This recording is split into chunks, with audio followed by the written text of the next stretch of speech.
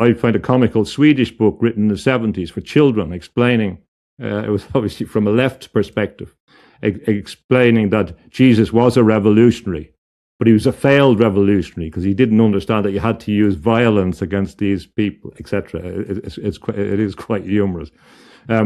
So he couldn't ever fit into any of the definitions. He couldn't fit into any of the ideas that the revolutionary has no morality, for example. But what he can be described as is a spiritual revolutionary, that he was calling for a spiritual revolution. Keep watching to learn more. You can now download all 9 copies of the New Thinking Aloud magazine for free, or order beautiful printed copies. Go to newthinkingaloud.org. New Thinking Aloud is presented by the California Institute for Human Science, a fully accredited university offering distant learning graduate degrees that focus on mind, body, and spirit. The topics that we cover here. We are particularly excited to announce new degrees emphasizing parapsychology and the paranormal. Visit their website at cihs.edu. Book 4 in the New Thinking Aloud dialogue series is Charles T. Tart, 70 Years of Exploring Consciousness and Parapsychology, now available on Amazon.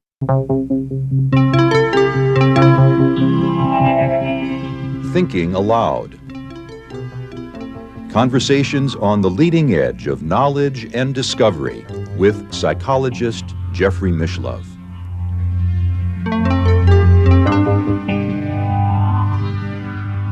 Hello and welcome. I'm Jeffrey Mishlove. Our topic today is Trotsky versus Jesus. And my guest is James Tunney, who has written 2 novels and 2 books of poetry. In addition, he is a fine artist whose works have been displayed in several countries. In addition, he is also a barrister who has lectured on legal matters throughout the world. He is the author of many books, including AI Governance, Care and Possession in Dystopia, The Mystical Accord, Sutras to Suit Our Times, Tech Bondage, Slavery of the Human Spirit, The Mystery of the Trapped Light, Mystical Thoughts in the Dark Age of Scientism, AI Posthumanism, a Cryptic Soap Opera, Plantation of the Automatons, Rule of an Automaticity Loop, The Mythic Aim of AI, Maiming the Mind, Empire of Scientism. Today, we will focus on his newest book, Trotsky versus Jesus, Battle of the AI Millennium. James lives in Gothenburg, Sweden, and now I'll switch over to the internet interview video. Welcome, James. It's a pleasure to be with you once again. It's fantastic to see you back in the seat, Jeffrey, and I'm delighted to see you looking so well. And thanks for the opportunity. Now, I've known you for quite a few years since you first came to visit me in Albuquerque, and I can say that consistently throughout that time, we have had conversations about Leon Trotsky. I know he has loomed large in your consciousness, and yet I have to confess, until your recent book, I knew very little about Trotsky myself, and I suspect that many of our viewers may not even know who Trotsky was. Yeah, it's a curious fact that one of the most significant political and figures of the 20th century, and certainly the most significant world revolutionary, has kind of fallen off the scenes for a number of reasons. And some of the present theorists who are experts in Trotsky argue that Trotskyism is over. There's a book called The Twilight of World Trotskyism. And for example, Professor John Kelly in Britain, who has studied Trotskyism very particularly, believes that it has not been successful. So there are some theorists which say the time is over, but I argue something different. I argue that Trotsky has been one of the most influential political figures. He keeps coming up again and again in unexpected places. So I kept running into him, and I had to try and make sense of what drove him. But insofar as he is known, or he was involved in the Bolshevik revolution in 1917 in Russia, and one of the principal leaders of that, and in the revolution in 1905 that preceded that, and later on when he was in exile from the Soviet Union, he laid the theoretical framework for a lot of philosophies and ideas that we'd recognize today and that manifest in particular movements: anti-war, anti-Nazism, anti-fascism, anti-racism. We can trace a lot of them to Trotsky's influence. So he's hugely significant. And there are specific reasons why we may not hear about him, because in many senses, as a revolutionary, his technique and some of the techniques he advocated involve a kind of subterfuge. So that there's not necessarily going to be an advertisement of his methods or his aims or objectives, or they're camouflaged. But if we take it from a historical perspective, it's clear that Winston Churchill regarded him as one of his greatest enemies, as one of the greatest threats to his visions, as far as I can see. And certainly his opposition to Stalin made him a very significant figure in the 20th century. One might assume that because he was opposed to Stalin, in fact, I believe Stalin actually had him assassinated when he was living in Mexico in 1940, one might assume that he's against an authoritarian dictator. But I'm under the impression that's not exactly true. The narrative by his supporters was easy to create, that he represented the successful Soviet Union that could have been. He was the hero that was tragically taken out of the full potential of his movement, and that if he had been in charge, the Soviet Union wouldn't have been a degenerated worker state, as he called it, and that it would have been much freer and a totally different place.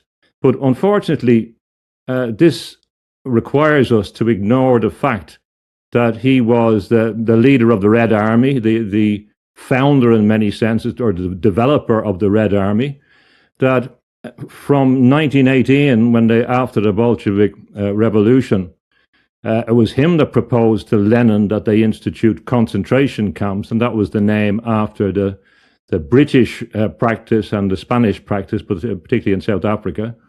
It was him that instituted imprisonment, and I was reading in the papers today about Russian techniques with their own deserters and shooting them. He initiated those techniques in the Russian army. He was ruthless in pursuit of his aim. So the idea of this nice avuncular theorist writing books fails to consider that he was a revolutionary. He was always a revolutionary. He wasn't against violence. And we have to remember, in the Russian tradition of the revolutionary, going back to books like the Revolutionary Catechism, the revolutionary has absolutely no restraints on what their conduct is. And in particular, insofar as they don't subscribe to any morality but the revolution, there's nothing which is beyond their power. So there is a large myth there was a large myth that the Trotskyists would have been different, and if only Trotsky had come to power, everything would have been different. It would have been a success. And most historians don't think that that's true. But he was certainly able to position himself as wanting something different. And when at various stages, when the Soviets moved into Eastern Europe, people were able to turn away from Stalin and say, well, I don't like Stalin, but Trotsky is not bad, So he has this ghostly potential, a resilient quality that brings him back again and again into the frame and makes him relevant in a time when people say he's gone. Well, I know one of the points that's of particular interest to you concerning Trotsky is that he was, I guess you'd have to call him a militant atheist. He was influential in the 60s, for example, and I remember hearing about the figure Trotsky, and he appears and he was cool in some senses. And I was amazed that he met Vladimir Lenin in London. That was the first place, and I knew the area very well where he met him, and I had to try and work out, well, what are all the Bolsheviks doing in London? Why did he meet Lenin for the first time in London? Why did he meet Stalin for the first time in London? Why were the Bolsheviks so involved in London or Geneva? I began looking at a number of elements, and they're paradoxical. For example, you have to look at the influence of Trotsky on figures that appear very right-wing figures. For example, the neoconservatives often came from a Trotskyist background. So how does this come about? How do we have this fluidity between people that seem to be on different poles? And there's great supporters of Trotsky, for example, Christopher Hitchens. Well, when you look at Christopher Hitchens' support of the military intervention and the military-industrial complex, you say, well, how does that fit in with Trotsky? So there was all these issues that made me read the literature and study the literature. But in the end, what I come to is that the driving force, not just for him, but in particular for him, is his atheism. And the evidence for that is from his biography, My Life, when he describes, for example, when he came to the conclusion that God didn't exist. And in his testament made in Mexico before he was assassinated in 1940, his political testament, he says he will always be a Bolshevik, a revolutionary, and in favor of revolution, world revolution. But he ends up by saying, and will remain an atheist. So this is you're saying the last thing that he is saying about himself is his atheism, or describing himself. So it's the alpha and the omega, and it wasn't as obvious to me initially. But you can see this phenomenon in other people who are great admirers of Trotsky, and Christopher Hitchens is an ideal example. When he did his last interview on Newsnight, he talks about a number of issues, and a lot of people thought it was very brave of him because he's dying, and he's very defiant in his atheism. And you're wondering, why is it so important for him to emphasize this of all issues? And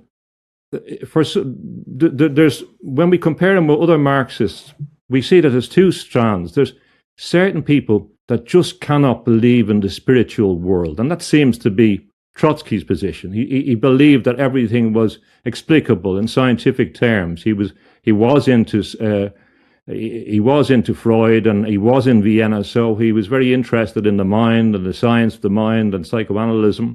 But he believed everything was internal, and therefore the spiritual world wasn't real to him. Therefore, religion was a con, and he describes this in his studies of literature and revolution. So he believed it was all made up. And when he's looking at Russia, he's believing it's merely a way to get economic power. And he genuinely saw it like that. Compared with other people, if we look at Marx, for example, Marx was more Promethean. So he seemed to believe there was something there, but he was defying it. He wasn't ruling out necessarily. But Trotsky clearly did. And in that sense, when he comes into power, when he's in government, there are memos in the archives where he's explaining how they can effectively take all the goods out of the churches. They can strip them of their, the precious relics and melt them down. And he suggests a campaign of misdirection in order to use people to pretend it was for famine relief when it wasn't. They had other reasons they needed money. But you begin to see that really it's the opposite of, if you want to call it holy and unholy. It really is in some different dimension. Now, it's not from a spiritual sense, but there's really profound consequences from that failure to believe that the world is spiritual. And also, that means that the methods that you use, for me, the dialectical materialism that is fundamental to most Marxists, can never answer the questions, because it leaves beside the spiritual dimension of humans, and it lacks a proper anthropology, so that the only result can be technocracy. The only result can be a post-humanist empire of scientism, as I've talked about before. So that's really where he began to represent the ultra-materialism for me. On the other hand, I think it's fair to say he must have been a brilliant tactician. I gather that when he was the leader of the Red Army during the Civil War, right after the Bolshevik Revolution, there were many forces called the White Army that he was opposing, including armies sent in from foreign countries who didn't want to see a Bolshevik revolution, and internal forces in Russia who were opposed to the Bolsheviks. And I guess it's fair to say that Trotsky outsmarted or outbattled them all. Insofar as the British supported these forces and the Red Army won, that this was the source of Churchill's genuine fear of him, insofar as some of the British forces had been defeated by this revolutionary who didn't come from a military background. So there's no doubt that he was a brilliant tactician in that sense. If you talk to Stalinists, they say this is propaganda and made up, and it was exaggerated. And I understand that. But what he understood very early on the power of things like the printing press and the power of the pen and the power of propaganda. Because when he went from he was born in the Ukraine, and when he went from his village in Yanovka to Odessa, when he was about 8, he was staying with his relatives, and they had a printing press there. So he became familiar with that. So the printing press is critical in relation to his worldview and the power of the pen. So he was known by the word pero, pen, in the early Bolsheviks. So he knew all about propaganda. But he also had a worldview which was mechanistic, and I related to emotion and the dynamo. The dynamo is a critical motif of this era, about constant movement. And I see this behind the idea of permanent revolution, which he espouses, which is more complex, but it has that implication. So he understood, if we cast our mind back to the Ukraine, he comes from a farming background, and this is the growth of mass communications. So people are beginning to realize the implications of these technologies and systems and industrializations, particularly from Germany. So he understands all those things, and they understand the world was being changed through the power of the dynamo, the generator. And in many senses, I believe he kind of took that motif for how to understand the world. He understood that there was the power of pictures and cinema, for example, and how they could be used to replace the church. He understood the power of these things, and he understood things in motion. So therefore, in 1905, he rose to the top in St. Petersburg when the revolution happened there quite quickly. And he was able as well, one of his main objectives was to spread propaganda, to explain and to communicate. And so they commandeered printing presses around St. Petersburg at various times. And in 1917, there had, of course, been the February Revolution. So the Bolsheviks, in many senses, are, for many people, they're launching a coup in the October Revolution. And he made decisions, he was able to make decisions on the run, like in dynamic situations. And he knew what he was after. So they didn't go for obvious targets. They commandeered strategic nodal points. So he had a very strong sense of networked theory, if you like. And that made him very useful and very significant in the revolution, better in a practical sense than Lenin was. And Stalin gave him credit early on. And then he organizes the Red Army. and there's 16, something like 16 different foreign contingents against them, as well as internal divisions, as well as fighting against other socialist republics. Now, you can argue, which I would, that really they're creating, they're doing away with any opposition internally at the same time. He's fighting, as for example, if you think about it, against Russian national or against Ukrainian nationalists, people from his own country as well.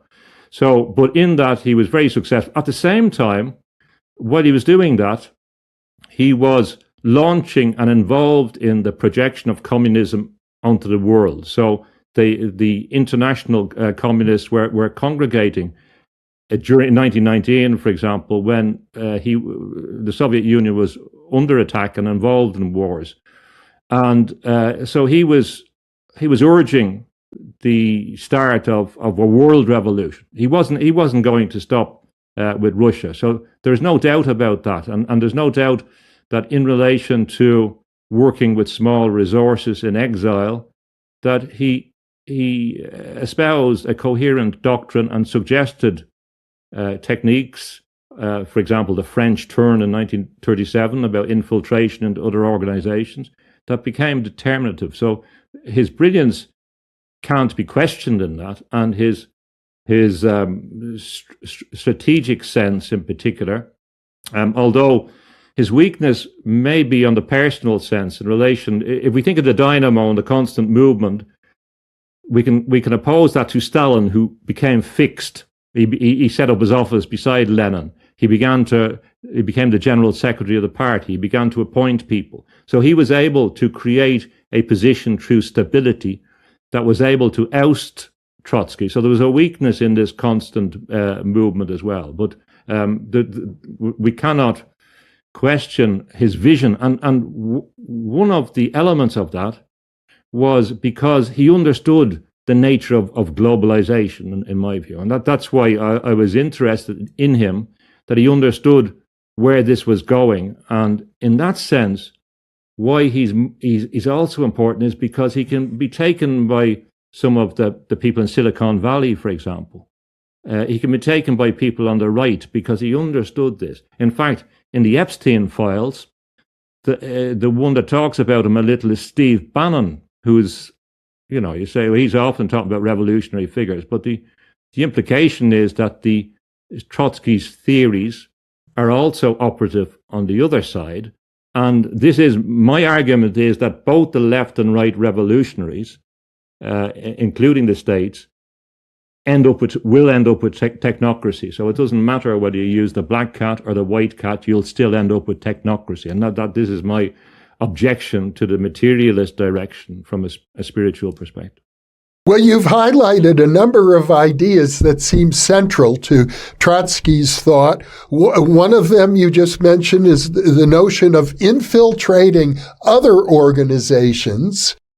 Another key idea is the idea of a worldwide revolution, and also the idea of a permanent revolution, that it should never stop. The permanent revolution is a specific doctrine, not originated with him, has various incarnations. We can trace it back to Karl Marx. And it's really a specific doctrine about who you need to lead the revolution. And in particular, there was various shifts over time.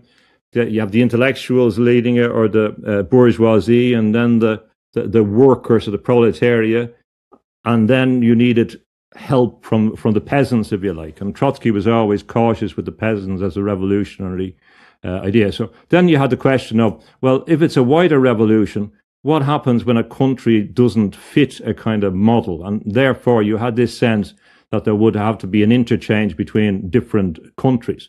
So that led to a contrast with Stalin, who believed that you had to concentrate on one country. You had socialism in one country, and this was the big division.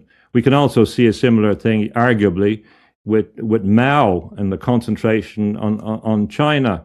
But so there is a sense in or a definite direction in Trotskyism that it can't end till everything is in revolution. And this is one of its great weaknesses, in my view. But it's one of the great dangers to other contexts, because Trotskyism is like big business. It's anti-homeostatic. It's going to disturb the situation. It's going to change it. And there's a lot of talk when you're reading the Marxist literature about reactionary forces. Reactionary forces come because you have created an action. So the action comes first. So people give him great they say he was a great prophet in relation to the rise of fascism in Germany. The problem is that when the communist revolution happens, Trotsky describes fascism as the reaction to the communist vanguard. So the communist vanguard is the first step, which will induce a fascist response, unsurprisingly, from people who didn't want it. So he anticipated this would happen. He also anticipated that it would lead to the annihilation of the Jews in Germany, because they were a vulnerable community that had suffered from pogroms in Eastern Europe and Russia and had moved in often. So he knew that they would suffer at this. So this is why people like Dennis Prager, who I don't listen to, but on this point, he said that because he came from a Jewish background, and his Jewishness was of no relevance to him. In fact, people like Dennis Prager said that the Trotskyists caused problems that the Bronsteins, his family name, would suffer from. This was the thing that Churchill said as well. So he was really an international figure. There's an argument about this Jewish input into revolution. In my view, it doesn't stand up to scrutiny because he was clearly rejecting his Jewish heritage, in particular his religious heritage, and he was adopting European Enlightenment ideas. When he went to school, he was at a Lutheran school in Odessa, and they imbibed a culture from Protestant Europe. I locate in my book the significance of Protestantism in the background to communism. The infiltration thing wasn't his invention, but it was a necessity when he was in exile, and they had to adopt this camouflage position. But as a revolutionary, you would always be subject to this type of subterfuge. But in relation to small numbers, they had to infiltrate other parties, and this was developed subsequently by a wider sense of a wider idea of Trotskyism after his death, which meant that people were entering into organizations that they didn't believe in, if you like.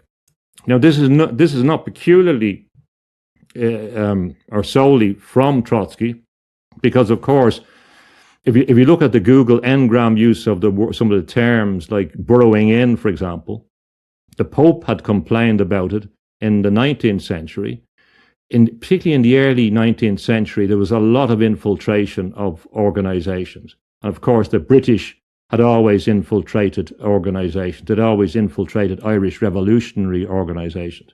But he developed it into a useful technique so that people were not expecting that they were dealing with people who didn't agree with the supposed aims.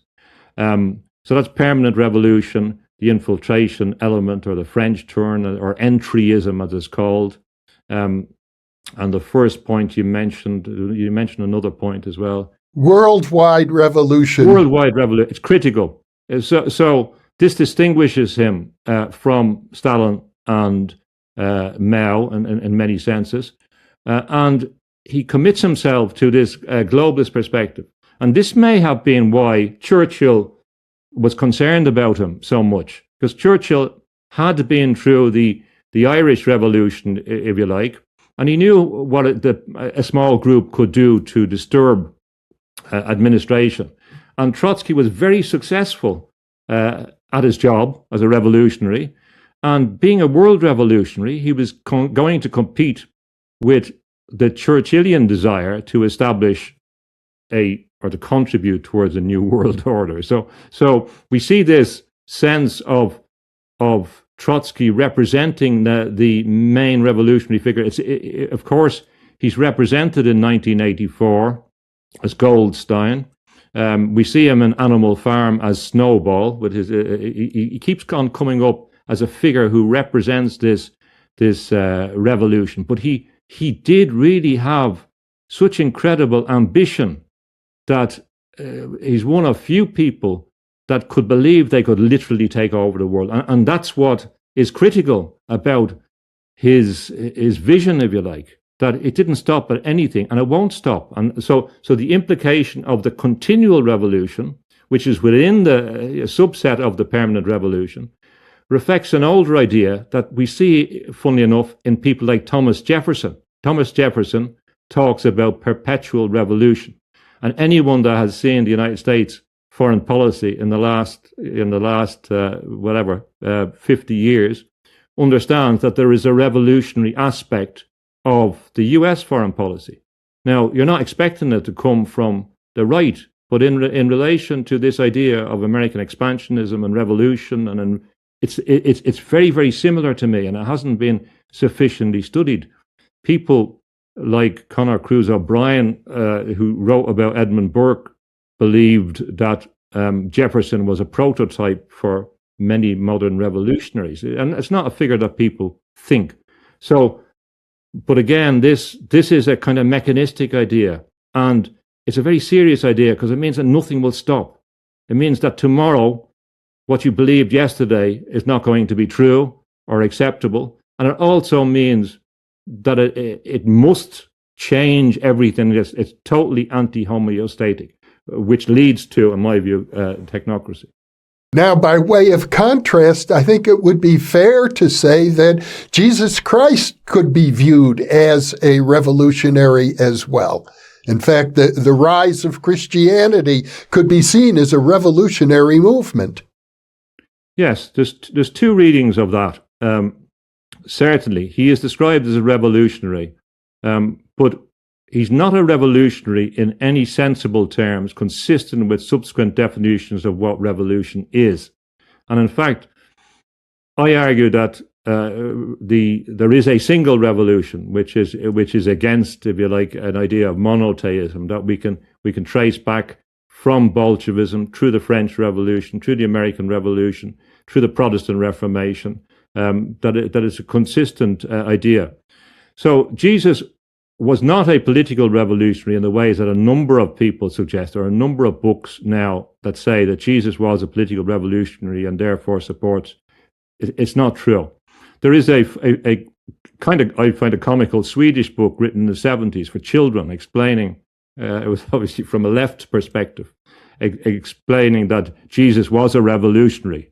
But he was a failed revolutionary because he didn't understand that you had to use violence against these people, etc. It is quite humorous. So he couldn't ever fit into any of the definitions. He couldn't fit into any of the ideas that the revolutionary has no morality, for example. But what he can be described as is a spiritual revolutionary, that he was calling for a spiritual revolution. And this is what some of the early church fathers believed in some sense. And if we look at Gregory of Nyssa, he talks about epektasis, which is an idea of a continuing spiritual evolution, which is associated with revolution. Another reading that you could say is that if we go back to Psalms 2, and right at the start, back to King David and back to 3,000 years, we see right at the start of Psalms is this idea that the kings of the earth are going to rebel against the heavens. We see it in the Chinese sense of, does heaven rule us or do we rule the heavens? Now, I argue that there is a revolutionary tradition which is against this idea of being controlled by a superior force that underpins a lot of revolutionary ideas. And in that sense, Jesus is the epitome of the counter-revolution. And so that's another way of reading that Jesus is espousing a counter-revolution. Now, one of the practical difference or reasons why it's important is because modern Marxism is heavily dependent on this idea of dialectical Marxism or dialectical materialism. So when you're talking to some Marxists, you can see that they shift from one position to another, but it's all within these boundaries. And once you go out the boundaries, it doesn't work. And the problem is that I believe that there is a spiritual dialectic, if you like, which is manifested right from the start between God and the world, if you like. And that all of the stories are about the assertion of an idea of uniqueness, which comes in conflict with this rejection of a higher authority. But when you remove the spirituality from the idea, you're limited. You're limited in your answer. You may be very successful at manipulating the world because you're not concentrating on anything else. But the result of that mechanistic mindset will be a mechanical world. It can only be that. And Trotsky said that technocracy in the United States can only come about through communism. And if you look at a lot of the Silicon Valley people, they're very consistent with some of the some of the Marxist ideas. It fits in very well with their world domination thing, which I call, the Black Rock Bolshevism. Black Rock Bolshevism. In other words, there is a movement, one might say, amongst the high-tech companies to establish a world government based on whatever operating system seems to work universally. Like at one point I had a guest who suggested that we already have a global society because of the iPhone or the smartphone, you might say, that practically worldwide now, I think over half the global population are using smartphones. Yes, but it ties into the earlier critiques that we've talked about transhumanism and posthumanism. And we can go back to J.D. Bernal, The World, the Flesh and the Devil. He's a Stalinist, scientist, great crystallographer. And he says that scientific corporations will take over the world and they will institute this system. The elite will live off the world. The humans will be transformed into silicon. That might explain why we have Silicon Valley. And the humans that didn't want to be transformed could live in a human zoo. So this was 100 years ago. So there's no surprise in what's happening here. And you can see people sometimes get on to me and say, well, it's all about Trump or Biden or Vance. You don't know about a few years ago. You don't know about Vance. And I'm saying, well, in my theory, a lot of these figures are not the driving figures. These are the front men or women for a system which is much bigger than that, which is clearly manifesting in alliances between the intelligence systems in various countries, the corporate, international transcorporate or transnational corporate domain, international institutions. And they were set up for that purpose. I argue it's a neo-imperialism. And you don't have to be a genius. That we were told, if you look at the United States, straight away in the new term of office, the AI was on the cards. All the big companies were telling about the new future. The plans to govern us with technology are really comprehensive. Elon Musk is saying that already AI is going to move into space in the next couple of years. It's all laid out. The interest in Mars. It's no coincidence that the Bolsheviks had the Red Star. They were fascinated with Mars. They were fascinated with space travel. All of these elements go back to the end of the 19th century, Russian cosmos. There's nothing new in many senses with H.G. Wells. So, the democratic systems are not working in many senses because of the revolution, the materialist revolution, both left and right. So, I would say now, I don't have anything against Trotskyists. I knew a good few Trotskyists, and they're one of the most hard-working groups in the political spectrum. They're renowned for their hard work, and of some very bright examples. But my argument is that if you follow what Trotsky said in his various ideas about technocracy, but also about the future of the human. There was a proto-eugenicism in his work about, he believed that the human wasn't finished. They had to be worked on. The human had to be worked on. A new man, which is consistent with the new Soviet man. But this allows it to fit in perfectly to the New World Order. There's no difference between the New World Order as defined by H.G. Wells and the Communist Manifesto, save the ownership of private property.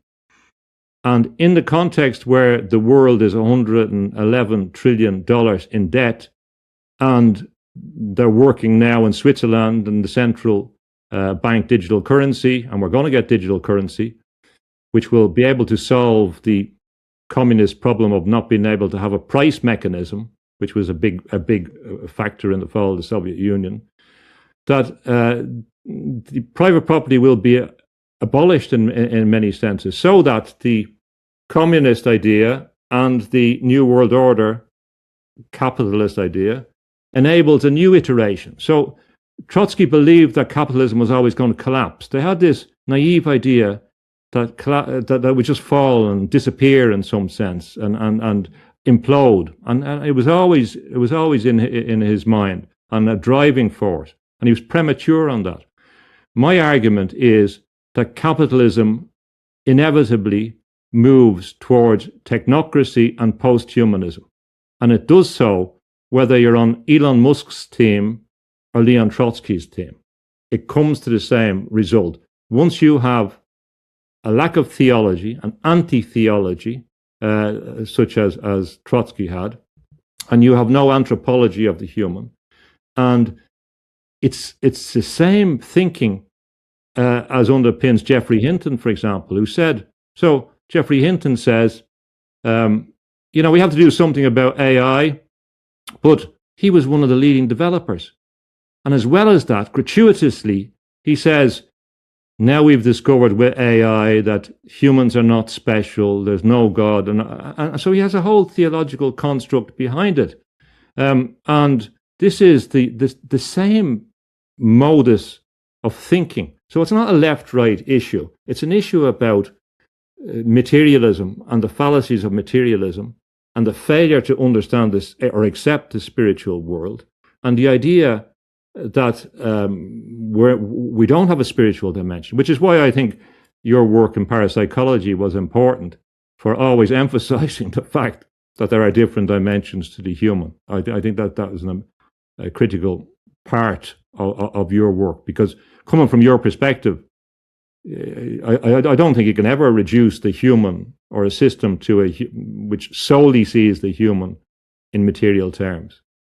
That's certainly true with regard to my perspective. But what I found fascinating in your book is your argument, and correct me if I'm not stating it properly, but you seem to be arguing for a renewed look at the Catholic Church. You seem to be suggesting, and I think T.S. Eliot in his poetry like The Wasteland was suggesting much the same, that we can't simply ignore our long history of established religions, and in particular the Catholic Church with its 2,000-year history. If we just dismiss it as something made up by humans, we're throwing the baby out with the bathwater.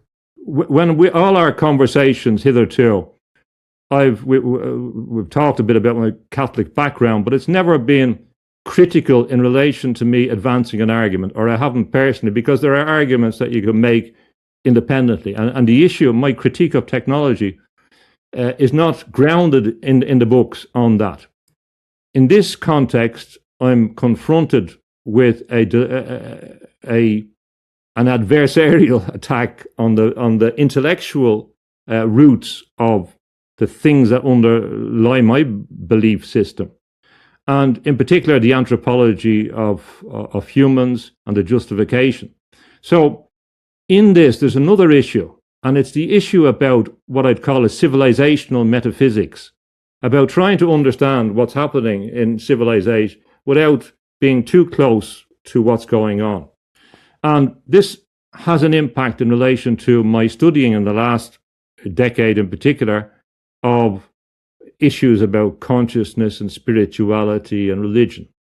And I've had most contact I've had has been with spiritual but not religious people, for example, and people who are studying consciousness.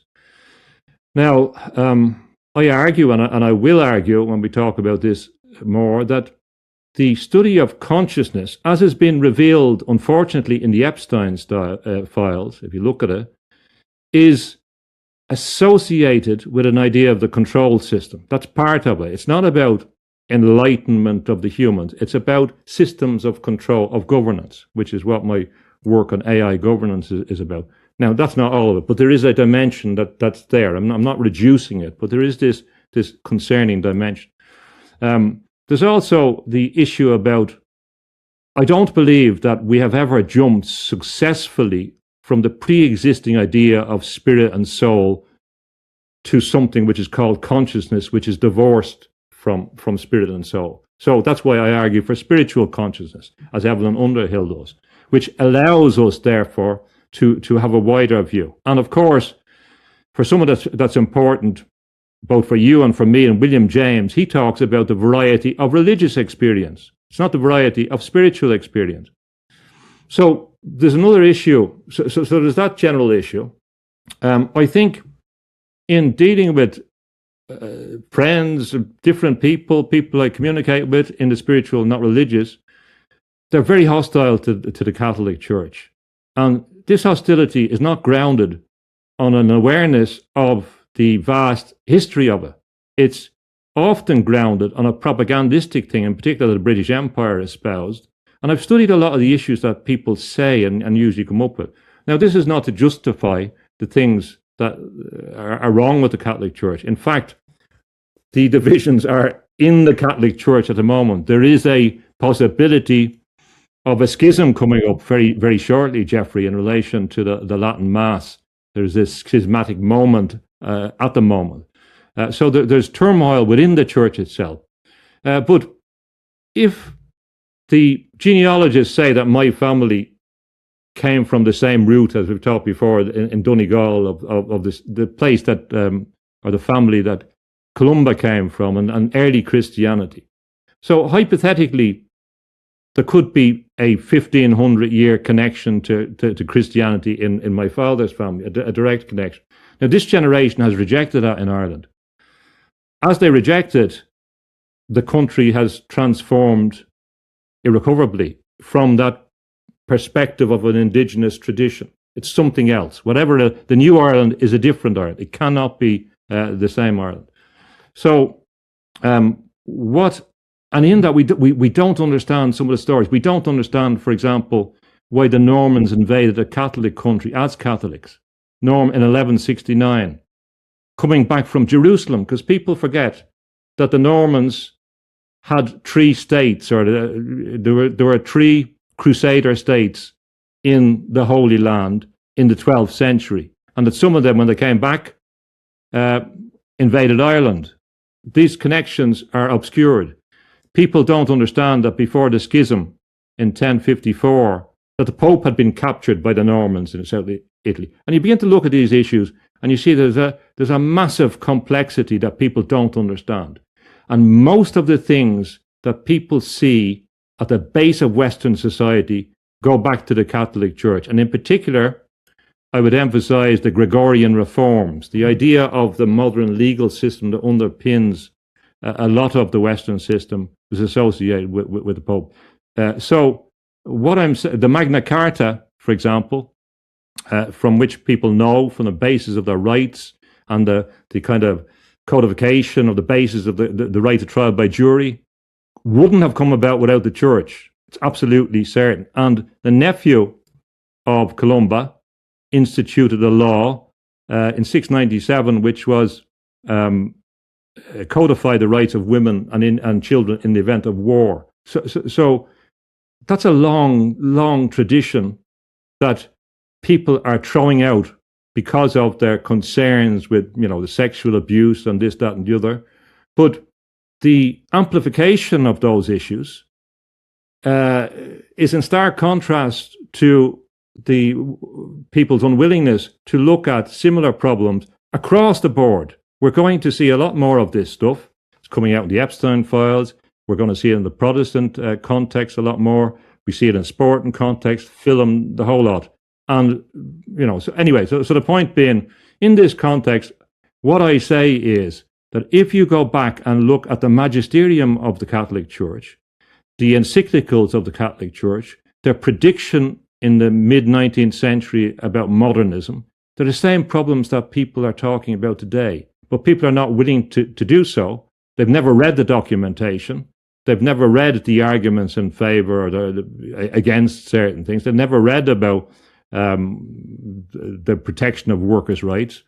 And they have embraced a very simplistic analysis of the church as solely an economic power, like Trotsky argues, that they were solely a clever device to keep the poor under control. And I don't agree with that. So, yeah, hands up. I'm more interested now in the future, coming out of the closet as it was, to argue for a Catholic perspective. And in particular, as from someone from a parapsychological background, the Catholic Church has the greatest repository of studies in relation to paranormal activity, in relation to issues like levitation, etc., as you know. So the idea that it's just been caricatured. And I see that a Catholic church burned in Montreal. There's been loads of Catholic churches burned in Montreal. There's loads of Catholic churches being destroyed around the world. There's loads of Catholics being persecuted in places like Nigeria. It's constant. This stuff is constant. Anti-Catholicism is rife. It's also there intellectually, that people are very flippant about dismissing this. So yes, I do argue. That's why I do juxtapose Jesus and Trotsky. And for many Protestants, they won't like that I've emphasized the Catholic Church, because the Protestant history doesn't give it that perspective. It doesn't have a magisterium that engaged in a lot of these sociological, civilizational issues. So that's why I felt compelled to say, well, hold on a second. There's something we have to look at here. And it is in a unique position. I believe that if you look at the history, the last point, Protestantism in Europe, all of the countries that became Protestant are no longer effectively Protestant. This will happen in the United States. Christianity will become, as a descriptor, is very, very soon going to become a minority, or not the majority in the United States, if you look at the statistic. Protestantism will decline despite its big numbers. It's not persistent. It's not persistent in the state. The most secular countries in Europe were Protestant countries, and I'm sitting in one in Sweden. It's not a persistent from a civilizational perspective. So a lot of these things are going to fall away if you look at a long trajectory. So yeah, I'm going to do that, and that will annoy a lot of people when they say, well, and they start listing off all the knee-jerk things they've learned about, and they tell me about the Catars. And I've studied a lot of these issues, and there's a lot more complexity and nuance. Not to defend those things, but if you do not understand, for example, on issues like women's rights, if you looked at the United Nations record, all of the countries that did well were historically Catholic, and then Christian countries. So now we're being told that there was nothing there, that was just an accident, a coincidence. There are consequences when you reject a total intellectual system. I'm not talking about for governing what people do, but in relation to a worldview. So yeah, I have taken a position on that, Jeffrey. I'm under the impression, James, having had many conversations with you, that your view isn't so much a pro-Catholic Church view as maybe more consistent with the traditionalists who suggest that we have to pay attention to long-standing religions. If someone is, for example, in Thailand, you would probably argue that they should be concerned about Buddhism rather than modernism in Thailand, or Hinduism rather than modernism in India. Yes and no. My view has always been, and I don't change on that, I'm always respectful for other traditions. And I agree with the traditionalist ethos. But in that, all of them would say you really have to stick to the thing that you know and where you come from. So they're not. A lot of them are not in favor, as far as I can see. If you look at the reading of, they say yes, you should pick a traditional one, but a number of people say you should stick to the thing that you know. So that's one element. But my point now on Catholicism is different, Jeffrey, and there is a change, and this is because of the unfolding of events. When you take the great traditions, and I have a lot of great communication, for example, with Muslims and intellectuals, and there's a lot of things we talk about in common. But if I compare Catholicism with Protestantism, with Islam, and Judaism, Buddhism, Taoism, whatever, and we look at the challenge that I have identified about AI posthumanism and transhumanism, the one that has the best antidote to that is the Catholic trajectory, because it focuses on a continuous connection back to Christ, which emphasizes the incarnation, which emphasizes the dignity of the human, which argues that the human is involved in a divine plan and that God became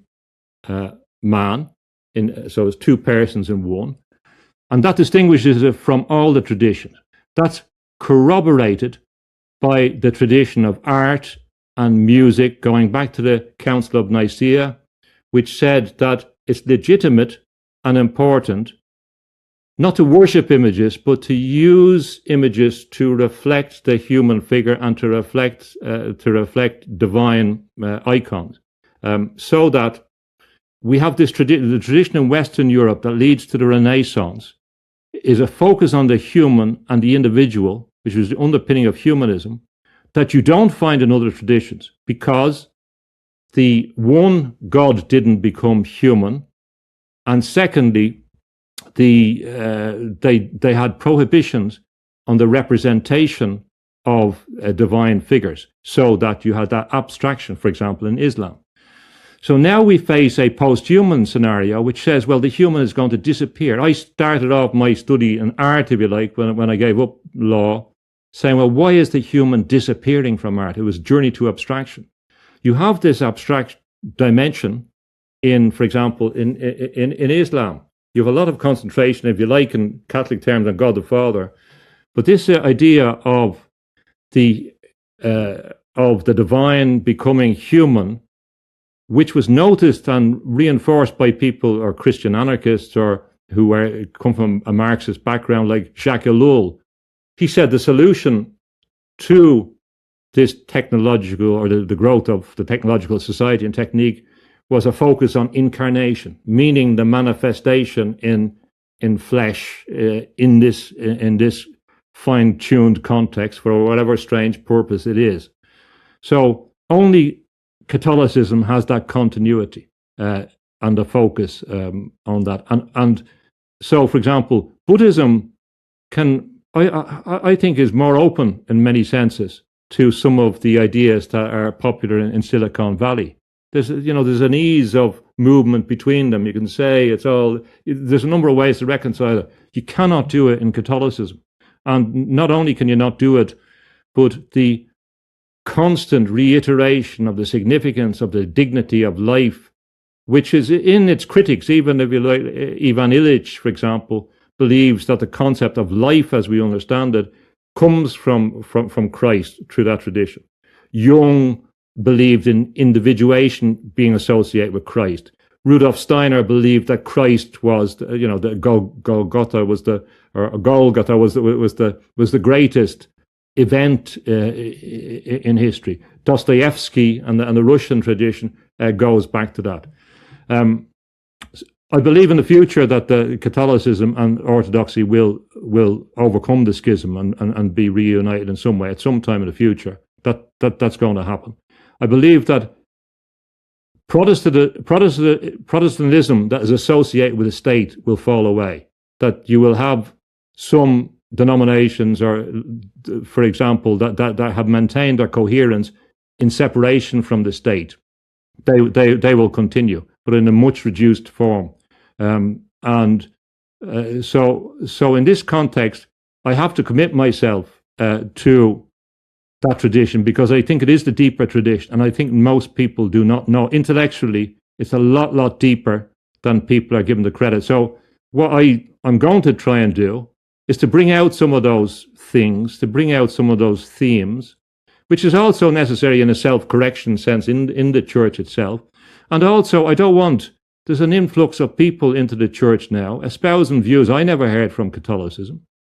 You know, there is a concern I have that I personally never saw in the Irish context in the same way, anti-Semitic, for example, which I don't believe is in there, and I think the church is again. So I don't want to allow that. There's other things which I don't like. You hear Nick Fuentes going on about being a Catholic, as far as I remember, and saying he's an admirer of Stalin. You say, hold on, that cannot go together. You know, it just cannot go together.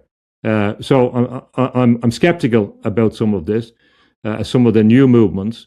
And I think part of the problem was when all the intellectuals are not in the religions, that's when we're going to have the biggest problem. When they've said, no, that's all nonsense. And of course, they're rejecting the spiritual world. So, and I also think that there's an unfinished story of the original tradition, which I like, the Irish tradition, which was different, which was monastic. It wasn't diocesan in the same way. It was focused on nature. It was close to nature. It was adventurous, ambitious, had different ideas. It was behind the Book of Kells. It was behind great art. It was behind legal codifications for protection of the weak. And it was also, I believe, and we've talked about this in the Columba video, I believe the Druid tradition and the early Catholic tradition went together, and we're going to have to rediscover some of those things, some of the more opennesses. So while I support all, and always have done, that has been the objective. I haven't changed my view on any of that. But in relation to the theological anthropology necessary as an antidote towards posthumanism, Catholicism is one of the deepest. We can make a claim for Judaism in this, but again, if you believe that there's the trajectory continues from Judaism through Catholicism, which the church does, it's a similar, and I do. I believe that it's clearly the foundation from which Catholicism grew. So, and also, I believe that history has been corrupted, unfortunately, by evangelicals in the Protestant context, who are espousing what were imperial goals in relation to the Middle East, etc., etc. And I believe in that context, Jewish people who are not involved in this are going to suffer from association that they don't have with this Christian movement. But again, Christians in America say that I'm not a Christian. You know, they say Catholics are not Christian. And I don't want to be identified with that type of Christianity, which is militant, which is not subject to moral scrutiny, which is the Protestantism that was involved in the repression in Ireland for 500 years. There's a long tradition of this taking land, taking stuff, the Reformation, taking all the good things, and then saying, well, this is actually the Protestant work ethic that gave it to us. Now, I don't want to sound too anti-Protestant on this, but there's a cultural dimension to the spiritual beliefs. There is this culture, this political history. We can't ignore. The history is there of what has happened. So in that context, I'm not saying it as adversarial. You've used a term a couple of times that I don't fully understand, so I hope you could elaborate on it, and that is a magisterium. I don't know what the magisterium is. The authority, or the expression of the authority of the church based on the charisma, based on the stuff that was revealed in the life of Christ and the Gospels as elaborated on the basis, the idea that Jesus says to Peter, "You're the rock, and on you I will build a church, and the gates of hell will not prevail against it." There's an idea of continuity and an idea of elaboration, that Jesus' words on their own were difficult to understand and had to be interpreted in context. And sometimes, or well, not sometimes, and interpreted in the context of the Old Testament, because Jesus was often referring to the Old Testament. So some of the things he says cannot be understood unless you go back to the earlier sources. It just doesn't make sense because he's making references to them. My God, why have you forsaken me? They're referring back to earlier things. They don't make sense on their own. So the idea of the authority within the church was to develop and have pronouncements. So in order to have authoritative statements, there had to be agreement through various councils, and there was always coming and going. But about the issues such as what was the nature of God? How do we rationalize this idea of God and two people and the Trinity and all of these ideas?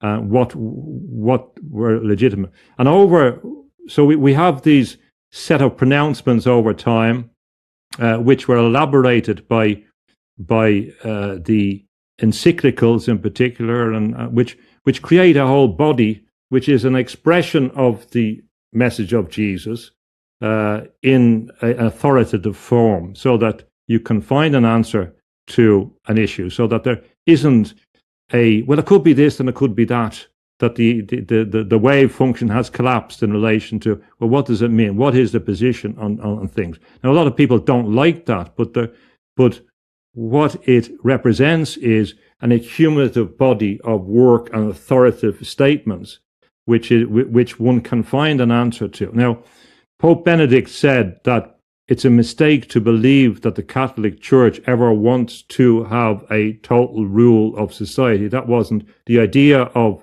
its authority. It was to have a total view, and in that total view, it, over various stages, integrated Stoicism and the logic of Greek philosophy and Aristotle, and it was integrated. So it's an integrative, intellectual, civilizational unfolding of the message of Jesus. Your thinking is very subtle, but I'm glad that you've come out and taken this strong stance with regard to the Catholic Church. It gives me a lot to think about, and I'm very hopeful that we will have many, many more conversations. Nuance is not a thing that you're lacking in, and you can understand the broader position, and you've always been open, and you've also been very open, I have to say publicly, to any issues that I want to go on, which a lot of people wouldn't be. So I credit you with that and thank you for that. And it's always a privilege to talk to you. I'm very grateful to talk to someone, as you know, who, with your experience. My wife will give out to me if I don't mention that I've started putting some articles up on Substack. I'm not very good at self-promotion, so I forget to do these things. But there are some articles up on Substack if people want to read some of the arguments I've been thinking in relation to revolution and revelation and reflection, and looking at some of the nuances on this. But thank you again, Jeffrey, and I look forward to the next conversation. It's always a pleasure, James. I have great admiration for both the breadth and the depth of your thinking. So you will be welcome as a guest on New Thinking Aloud for years to come. Thank you very much, Jeffrey. Appreciate that. And for those of you watching or listening, thank you for being with us, because you are the reason that we are here.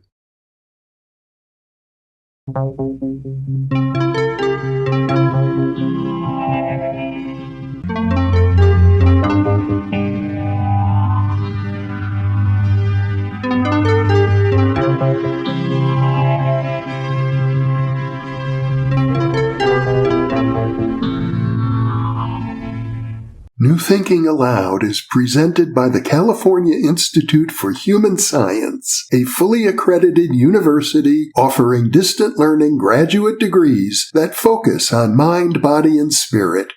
the topics that we cover here. We are particularly excited to announce new degrees emphasizing parapsychology and the paranormal. Visit their website at cihs.edu. You can now download all 9 copies of the New Thinking Aloud magazine for free or order beautiful printed copies. Go to newthinkingaloud.org. Book 4 in the New Thinking Aloud dialogue series is Charles T. Tart, 70 Years of Exploring Consciousness and Parapsychology, now available on Amazon. For early access to our videos and live stream events, sign up for our free weekly newsletter at newthinkingaloud.org.